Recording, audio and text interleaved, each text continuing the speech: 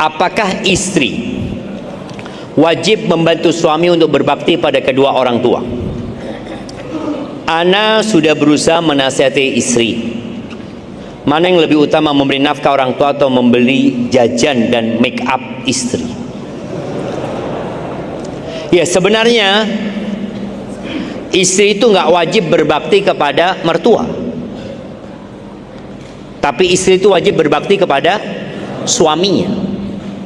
Namun sebagai bentuk kebaktian dia kepada suaminya, membantu suaminya berbakti kepada kedua orang tua. Jadi ya, tidak semua yang kita inginkan di dunia ini menjadi kenyataan.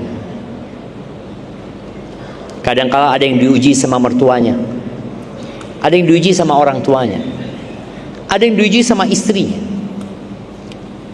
Bagaimana sekarang supaya istri ini membantu antum?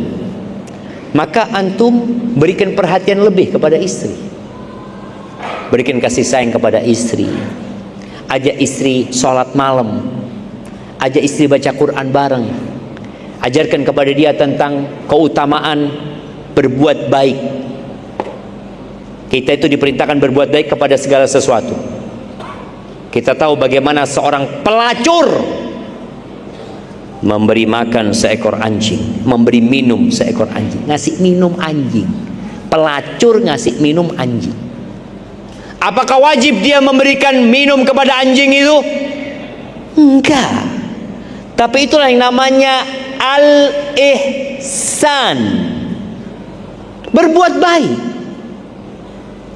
Jadi ketika istri tadi kadang-kadang merasa enggak, kan enggak wajib. Iya, tapi kok diwajibkan berbuat baik? Kenapa enggak mau berbuat baik? Kepada anjing saja kita disuruh berbuat baik, apalagi kepada mertua yang engkau mendapatkan anak. Dan kalau dia ngomong, anak sudah berusaha menasihatin istri. Iya, jangan sering-sering ngasih nasihat istri. Kadang-kala bosan dia dengan nasihat antum. Berikan perhatian kepada istri. Iya, udah dikasih nasihat, udah. Sekarang berikan perhatian. Pulang dari tempat kerja, belikan bunga buat istri antum. Nah, anda mau tanya, mana yang sudah nikah 20 tahun, angkat tangan. Masya Allah. Kapan terakhir kasih bunga buat istri antum? 1 Mei. Kenapa 1 Mei?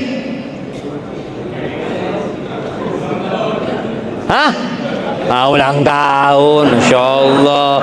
Setahun sekali kasih bunga. Ini anak kasih hadiah buat antum. Tiap bulan kasih bunga sama istri. Nah, siapa? Kadang-kala kita tuh nasihat. Istri anak tidak mendengarkan nasihat, sepertinya sudah tertutup hatinya. Astaghfirullahaladzim.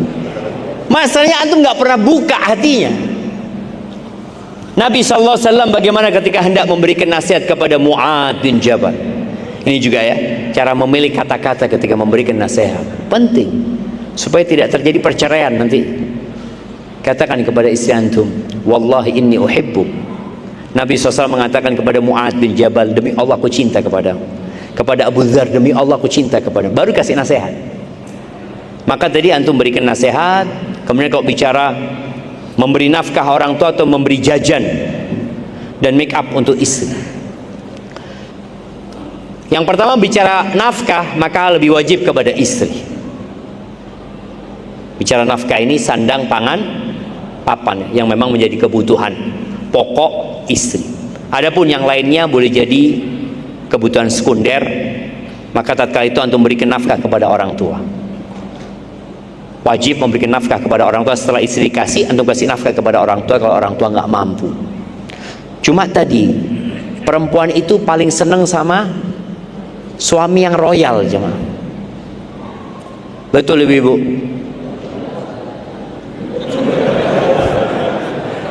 Sahih, jemaah. Maka antum jangan bakhil sama saya. Jangan bakhil. Termasuk al-ihsan ya, ini al-ihsan, lagi berbuat baik ya. Antum ketika ingin istri antum berbuat baik kepada orang tua antum, antum berbuat baik dulu sama istri antum. Ada sebuah ungkapan yang mengatakan, ahsin ilan nasi tasta'bid qulubahum la talama malakal insana ihsanu. Kalian berbuat baiklah kepada manusia, engkau akan memperbudak hati mereka. Berapa banyak ya perbuatan baik yang menyebabkan orang lain itu jadi budaknya. Antum terus berbuat baik sama istri antum, berbuat baik sehingga dia akan malu. Ketika antum minta sesuatu kepada dia, minta tolong ya ibu gini, siap bang, karena dia tahu antum baik sama dia. Tapi kalau antum bakhil sama dia, baru ngasih kalau diminta, itu bang minta ini bang, tunggu ya, mau sholat istikharah dulu. Sholat istikharah dia.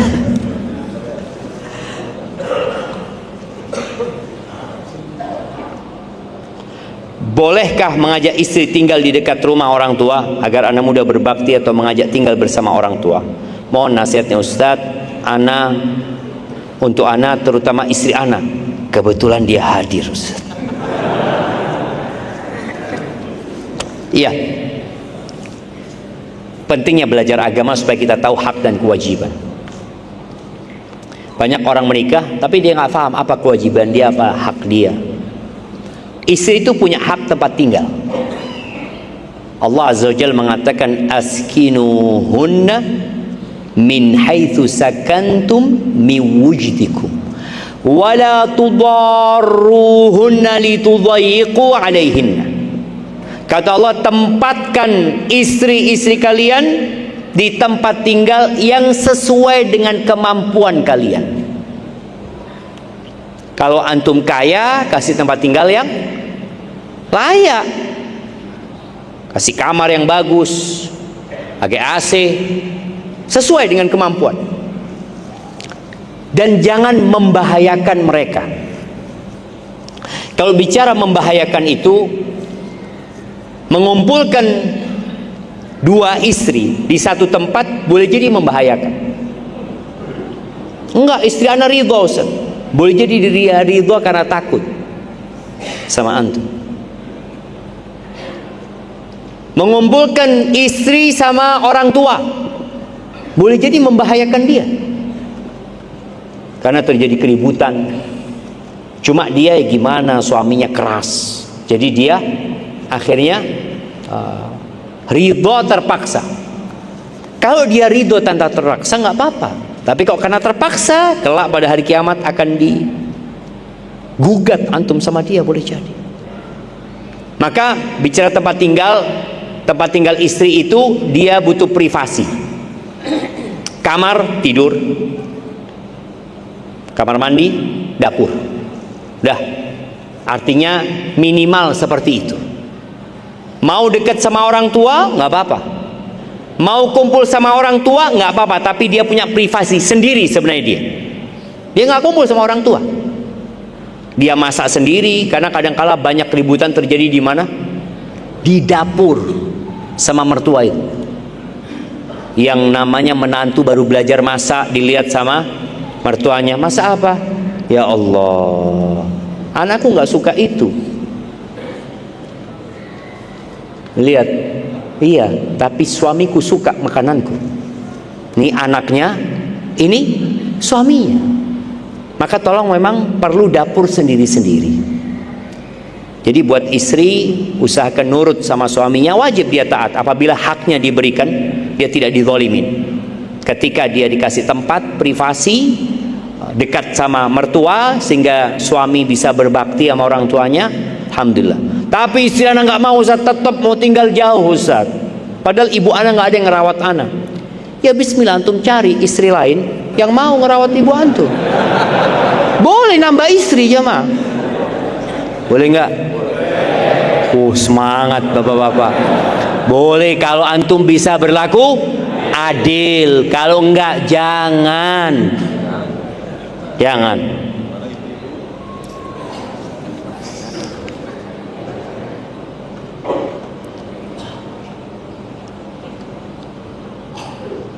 Bagaimana hukum adanya makam yang berada di halaman masjid? Mohon penjelasan, apakah boleh sholat di masjid tersebut? Ya, ahibbati fillah, kuburan itu tidak di masjid, masjid itu juga tidak di kuburan.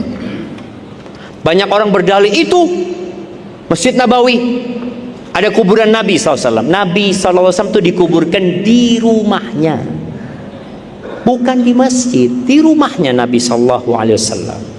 Maka Al-Imam Nawawi ketika menjelaskan tentang kuburan Nabi SAW itu masuk ke bagian masjid, tapi tetap dipisahkan dari masjid, dipisahkan. Maka sampai hari ini nggak ada orang yang bisa ngelihat kuburannya Nabi SAW, nggak ada. Dilapisin 3 tembok. Yang tembok pertamanya itu tertutup, nggak ada apa? Nggak ada jendelanya, nggak ada pintunya, dan dibuat segi 5 menghadap ke kiblat supaya orang nggak sholat menghadap ke kuburan. Jadi hendaklah antum sholat di masjid yang nggak ada kuburannya. Tapi kalau memang nggak ada masjid, kecuali masjid yang di halamannya ada kuburan tapi bukan di dalam masjid, insya Allah sholatnya masih sah ya. Walaupun sebagian ulama memakruhkan hal itu ya, karena dikhawatirkan nanti akhirnya kita minta-minta sama yang di kuburan. Hadza wallahu alam shawab. Ana merasakan dan melihat secara langsung ketika berbeda manhaj dalam Islam seperti berhadapan bermusuhan dengan orang kafir. Nah itulah tadi yang Anda sampaikan. Kadangkala kita ini bagi. Jadi di antara yang menyebabkan perpecahan itu juga berlebih-lebihan dalam menyikapi sesuatu. Boleh jadi saudara kita memang ya nggak paham, nggak ngerti. Boleh jadi dia merasa itulah yang benar. Maka perlu adanya diskusi aja. Tetap ada watawasau bil haq, watawasau bis sabr. Ingat, para ulama menyebutkan bahwasanya la inkara, tidak ada pengingkaran dalam masalah yang boleh berbeda pendapat di dalamnya. Nggak boleh kita mengingkari yang disebut masalah khilafiyah. Tapi ingat, tidak semua khilaf itu diterima. Tapi masalah-masalah yang memang ada perbedaan pendapat dan boleh ada ruang untuk berbeda di sana, nggak boleh kita mengingkari. Yang boleh adalah berdiskusi, menyampaikan, coba kita bahas kembali masalah ini. Antum kan nggak setuju, Anda setuju gitu loh dengan masalah ini. Coba diskusi, tapi tidak dengan mengingkari ya. Ini untuk masalah-masalah yang ada ruang untuk berbeda.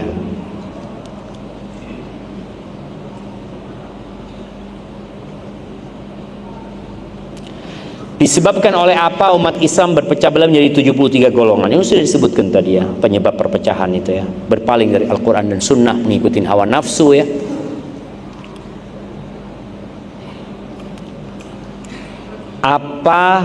Apakah umat Islam yang tersesat dan bagaimana cara? Adakah umat Islam yang tersesat dan bagaimana cara menanggulanginya? Ya, kalau tersesat ya banyak tadi disebutkan. Kita lihat bagaimana umat Islam yang mengikuti pendapat-pendapat yang tidak ada dasarnya dari Al-Quran dan Sunnah. Kita melihat seperti itu. Solusinya apa? Ya kita doakan mereka dan kita mendakwain mereka. Afwan, ana ingin bertanya mengenai status pernikahan. Karena ada sepupu istri. Nah ini juga, orang menikah itu harus ada ilmunya, supaya dia tidak menzalimin pasangan. Afwan, ana ingin bertanya mengenai status pernikahan karena ada sepupu istri yang sudah lama bercerai, mungkin lebih dari 3 tahunan, dan ana belum tahu pasti kenapa waktu itu bercerai.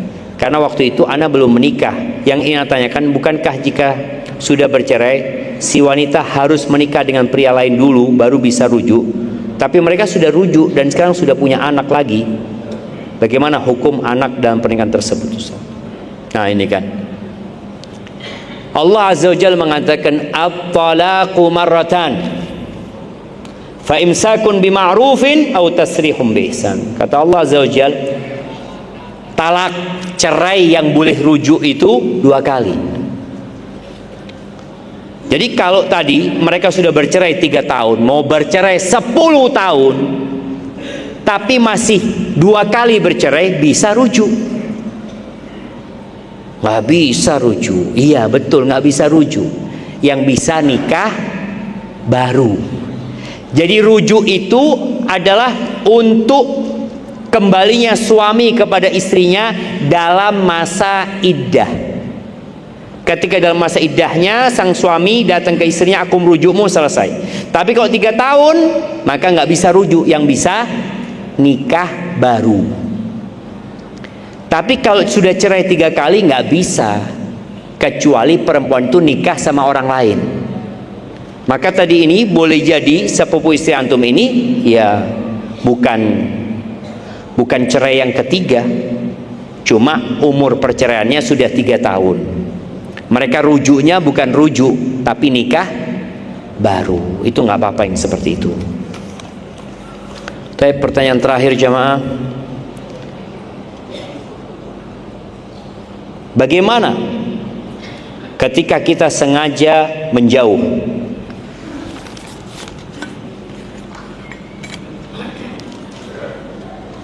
Tidak saling tegur-menegur teman seperjuangan menuntut ilmu karena tidak menyukai sikap dan perilakunya. Tolong dijelaskan Ustaz. Sekian dari ana. Jazakallah khairan. Naam, ahibati fillah. Terkadang kita punya kawan berperilaku buruk.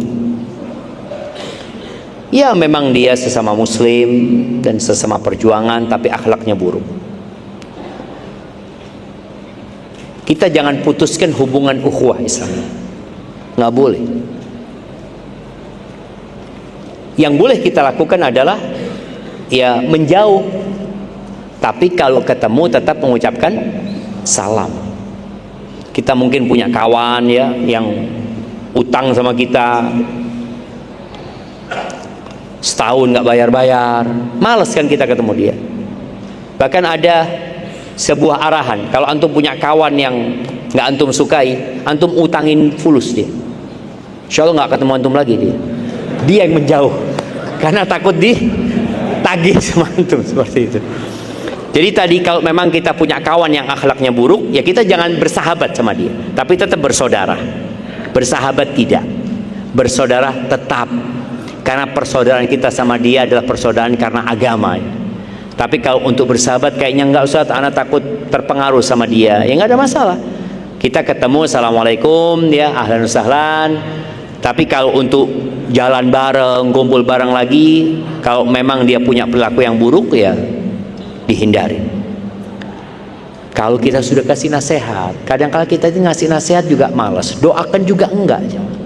Jadi paling tidak antum doakan saudara antum. Dan saling mendoakan itu akan membuat persatuan semakin kuat ya.